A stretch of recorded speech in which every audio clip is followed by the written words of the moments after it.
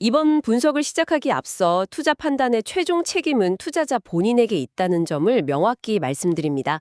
저희는 단순 참고용 정보나 분석을 제공할 뿐 특정 종목이나 섹터에 대해 매수나 매도를 절대 추천하는 것이 아닙니다. 안녕하세요. 오늘 저희가 함께 들여다볼 이야기는 론 바론과 일론 머스크의 최근 대화입니다. 이게 언뜻 보면 그냥 미래 기술에 대한 전망, 뭐 그런 정도로 생각하기 쉬운데요. 근데 한 발짝만 딱 떨어져서 보면 이 점들이 연결되면서 정말 거대한 그림이 보이기 시작하더라고요. 맞습니다. 그 거대한 그림을 보는 게 이번 분석의 핵심이라고 할 수 있죠. 네, 그러니까 AI, 로봇, 자율주행 같은 기술들이 있잖아요. 이게 그냥 따로 노는 게 아니라 테슬라와 xAI라는 하나의 큰 그릇 안에서 서로 막 얽히면서 능력이나 규모 면에서 뭐랄까 퀀텀 점프를 만들어내는 거죠. 그렇죠. 시너지를 넘어서는 어떤 폭발적인 변화라고 봐야겠죠. 그리고 이 모든 것들이 결국 지속 가능한 풍요라는 하나의 목표를 향해서 흘러가고 있다는 건데 오늘 그 큰 그림을 한번 속 시원하게 풀어보겠습니다. 바로 그 지점이 정말 중요합니다. 이번 대화의 진짜 가치는 개별 기술의 스펙을 하나하나 나열하는 데 있는 게 아니에요. 아, 단순히 이 기술이 얼마나 대단하다 이게 아니군요. 네, 그보다는 자율주행, 휴머노이드 로봇, 또 위성통신 같은 기술들이 어떻게 하나의 시스템처럼 아주 유기적으로 작동하는지, 그리고 여기에 전례 없는 규모의 경제가 딱 결합될 때 그때 우리 사회의 기본 운영체제가, 그러니까 OS가 어떻게 바뀔 수 있는지 그 청사진을 엿볼 수 있다는 데 있죠. 사회의 OS가 바뀐다라 표현이 흥미롭네요. 네, 머스크가 제시하는 미래는요, 기술들의 단순한 합이 아니에요. 이건 완전히 새로운 생태계에 가깝습니다. 오늘 그 생태계의 구조를 한번 깊이 있게 파헤쳐보죠. 좋습니다. 그럼 그 거대한 생태계, 그 구성 요소들부터 하나씩 살펴보겠습니다. 대화의 출발점이 현재 기술 발전 상황이었는데요. 머스크는 크게 세 가지 핵심 기술을 축으로 꼽았죠. 네, 맞습니다. 세 개의 아주 단단한 기둥으로 볼 수 있습니다. 첫 번째는 이제 가장 익숙하실 자율주행, 바로 FSD, Full Self Driving 기술입니다. FSD는 이제 많은 분들이 들어보셨을 거예요. 그렇죠. 근데 이게 불과 한 5년, 10년 전만 해도 거의 공상과학 영화의 단골 소재였잖아요. 근데 지금은 현실에서 자동차가 스스로 운전하는 시대의 문을 정말 활짝 열고 있죠. 맞아요. 이건 단순히 운전을 좀 편하게 해주는 보조장치 이 수준이 아니고요. 운전이라는 행위 자체의 개념을 근본적으로 바꾸는 혁신이라고 봐야 합니다. 그리고 두 번째 기둥이 이번 대화의 거의 뭐 하이라이트라고 할 수 있는 옵티머스, 휴머노이드 로봇이고요. 그렇습니다. 옵티머스는 이 대화의 심장부나 다름없어요. 보통 우리가 로봇 하면 뭐가 떠오르세요? 공장에서 자동차 조립하는 거대한 팔 같은 거요? 맞아요. 대부분 공장에서 용접이나 하는 그런 로봇 팔을 떠올리시는데 머스크가 그리는 옵티머스는 차원이 다른 존재예요. 특정 작업만 계속 반복하는 기계가 아니고요. 아, 그런 게 아니다. 네, 인간처럼 두 발로 걷고 또 이 두 손으로 다양한 작업을 수행하는 범용 로봇이죠. 범용. 이게 핵심입니다. 범용 로봇. 네, 제조 현장을 넘어서서 우리 집 부엌까지 아니면 사무실까지 들어와서 인간의 노동을 대체하고 또 보완하는 수단으로 제시되고 있다는 점. 이게 정말 중요한 포인트입니다. 알겠습니다. 그럼 마지막 세 번째 기둥은 앞선 그 두 기술을 가능하게 만드는 기반 기술이겠네요? 스타링크 위성이나 재사용 로켓 같은 우주 통신 기술 말이죠. 정확합니다. 아주 정확하게 보셨어요.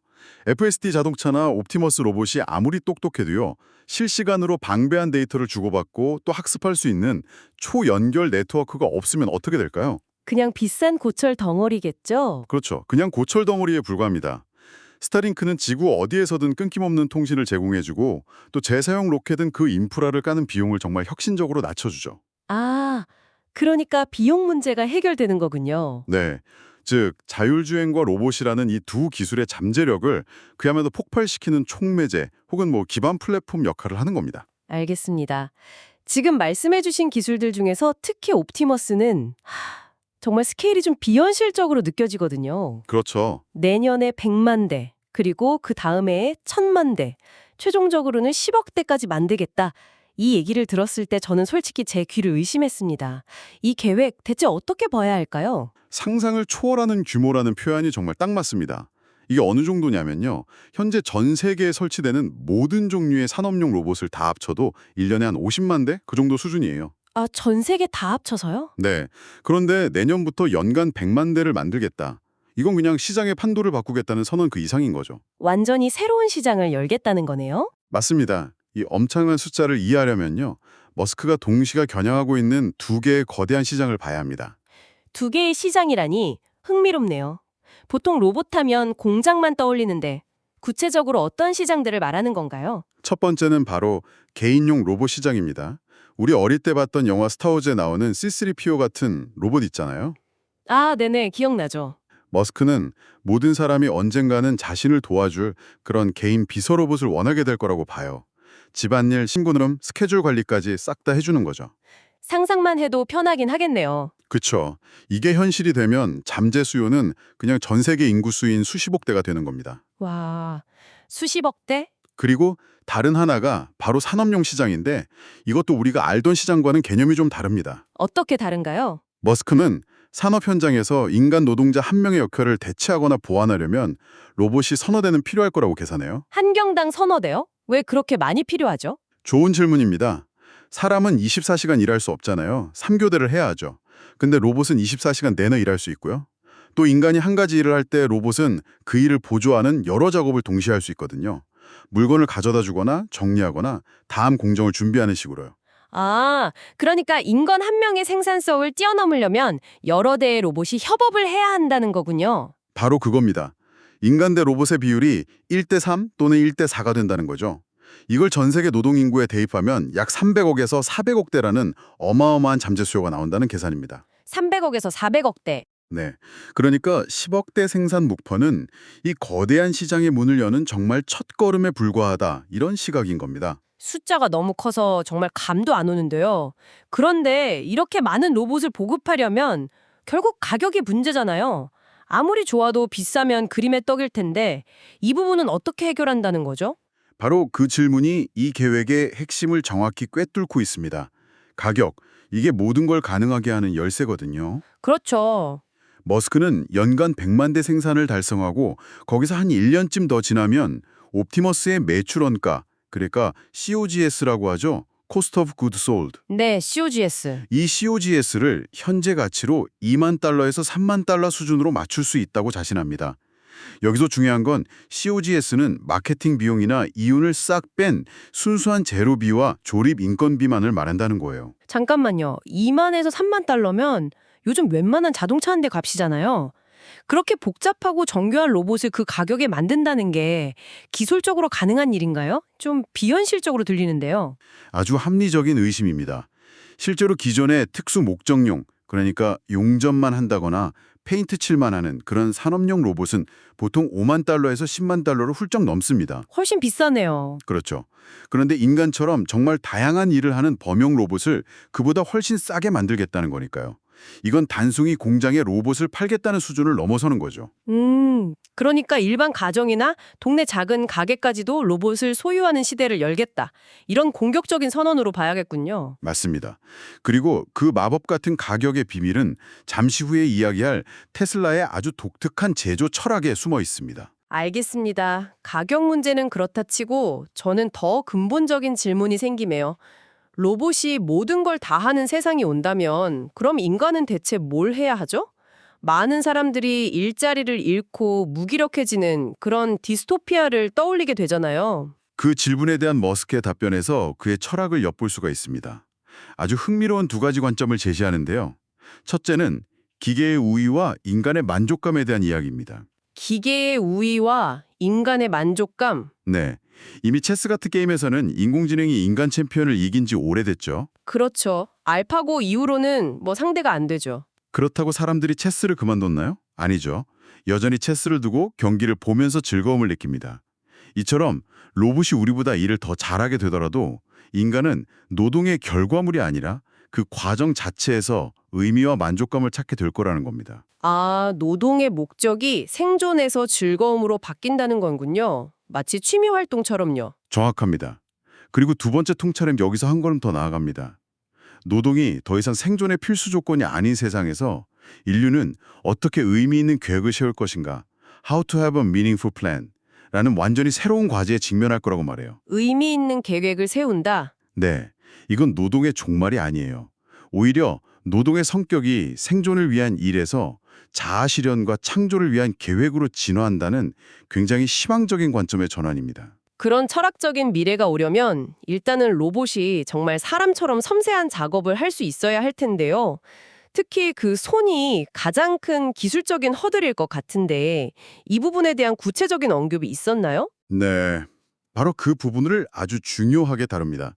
머스크는 옵티머스 개발의 가장 큰 공학적 난제가 바로 인간의 손을 모방하는 것이라고 단언합니다. 역시 손이 문제군요. 그렇죠. 그의 설명에 따르면 로봇의 손과 팔뚝에만 무려 50개의 액추에이터가 들어간다고 합니다. 50개나요? 그 작은 공간에요?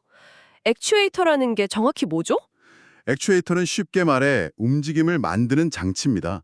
모터, 기어박스, 제어 장치가 하나로 묶인 아주 정교한 부품이죠. 로봇 전체에 총 100개가 들어가는데 그 절반이 손과 팔에 집중된 겁니다. 와, 절반이 손과 팔에 그만큼의 구동장치가 들어간다는 건 정말 인간의 손처럼 정교한 움직임이 가능하다는 뜻이겠네요. 바로 그 점이 핵심입니다. 사실 우리 인간이 아침에 일어나서 아무 생각 없이 커피잔을 드는 그 간단한 동작도요. 뇌와 수십 개의 근육, 신경이 협업하는 엄청난 결과물이거든요. 생각해보니 그러네요. 옵티머스는 그걸 공학적으로 재현하려는 거죠. 이 복잡한 구조는 인간 수준의 정밀성, 프리시전, 그리고 여러 관절을 동시에 움직이는 자유도, degrees of freedom, 또 쥐는 힘을 조절하는 민감성, sensitivity를 모두 구현하기 위한 겁니다. 이를 통해서 소위 능숙한 작업, dexterous tasks가 가능해지는 거죠. 능숙한 작업이라면 예를 들어서 어떤 것까지 가능한 건가요? 아주 구체적인 예시들을 들었습니다. 단순히 물건을 짚는 수준을 넘어서요.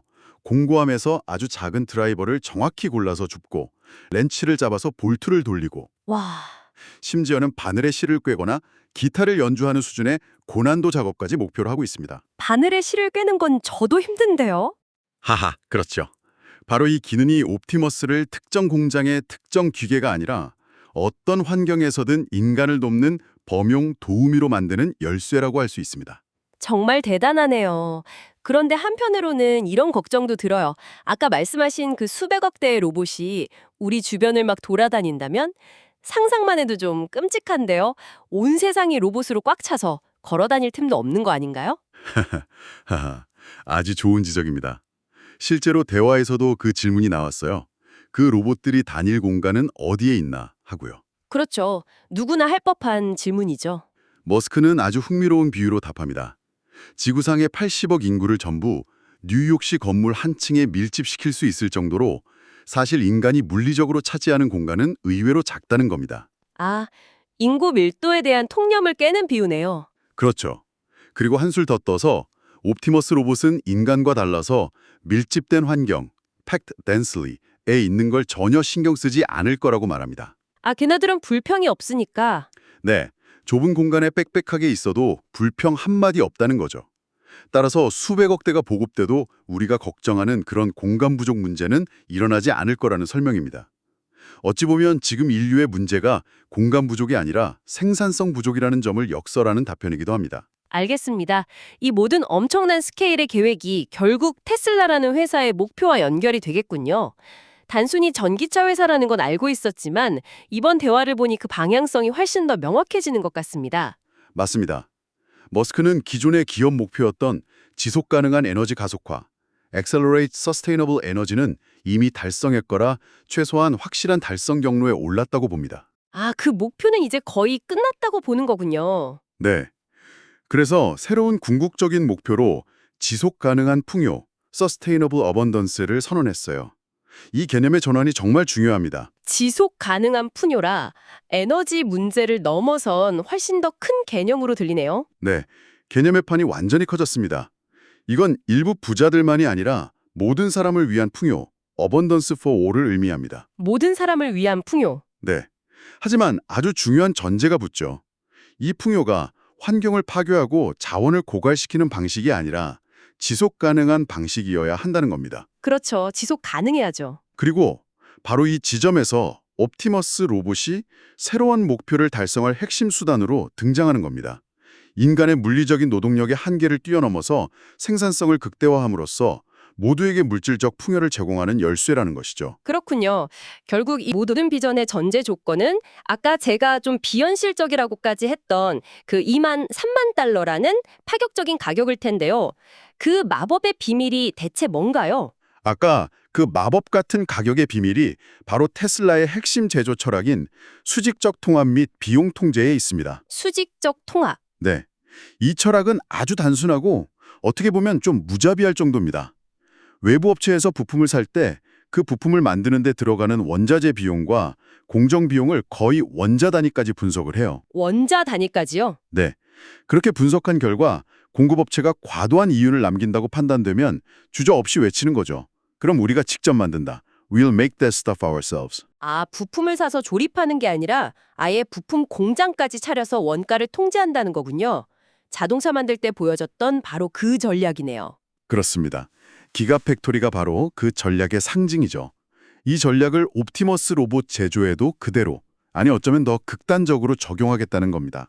더 극단적으로요? 네, 앞서 말한 그 비싼 액추에이터부터 로봇에 들어가는 모든 핵심 부품과 모듈 생산을 최대한 내재화해서 중간 마진을 다 없애고 극한의 원가 절감을 이루겠다는 계획이죠. 이 무서울 정도의 수직적 통합이 바로 옵티머스를 수십억 대 보급 가능한 가격으로 만드는 핵심 동력입니다. 자, 그럼 이 모든 내용을 한번 종합해 보겠습니다.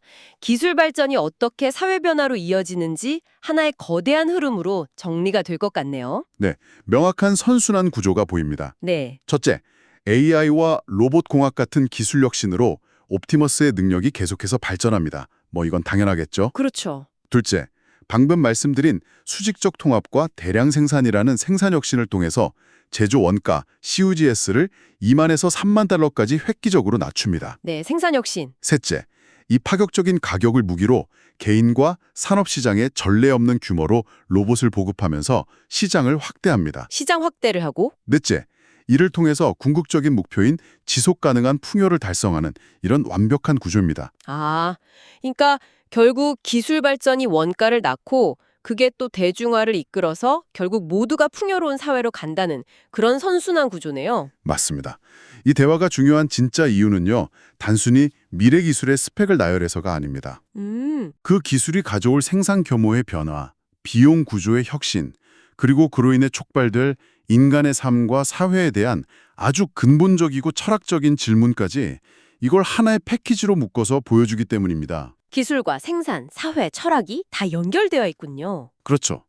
기술적 특이점의 문턱에서 이 압도적인 규모의 경제가 만났을 때 어떤 미래가 펼쳐질 수 있는지에 대한 제가 보기엔 거의 최고 수준의 심층 분석이라고 할 수 있겠습니다. 사실 이 지속가능한 풍요라는 개념 자체는 새로운 게 아니에요. 기술 유토피아 담론에서 오랫동안 나왔던 이야기죠. 아, 원래 있던 개념이군요. 네. 하지만 머스크가 다른 점은 이걸 그냥 추상적인 구호로 남겨두는 게 아니라 액추에이터 원가 절감 같은 지독하게 현실적인 제조공학과 직접 연결시킨다는 점입니다. 여기서 그의 비전이 어떻게 현실에 발을 딛고 있는지 그걸 볼 수 있는 거죠. 오늘 우리는 기술이 어떻게 인류에게 지속 가능한 풍요를 가져올 수 있는지에 대한 거대한 청사진을 살펴보았습니다. 이 대화를 듣고 나니 정말 많은 생각이 드네요. 그렇죠. 고민할 거리가 많죠. 로봇이 대부분의 노동을 대신하는 세상에서 당신은 당신의 시간과 에너지를 어디에 사용하며 의미 있는 계획을 세우시겠습니까? 이 질문을 마음속에 품고 미래를 상상해 보시면 좋겠습니다. 다시 한번 말씀드리지만 투자 판단의 최종 책임은 투자자 본인에게 있다는 점을 명확히 말씀드립니다. 저희는 단순 참고용 정보나 분석을 제공할 뿐 특정 종목이나 섹터에 대해 매수나 매도를 절대 추천하는 것이 아닙니다.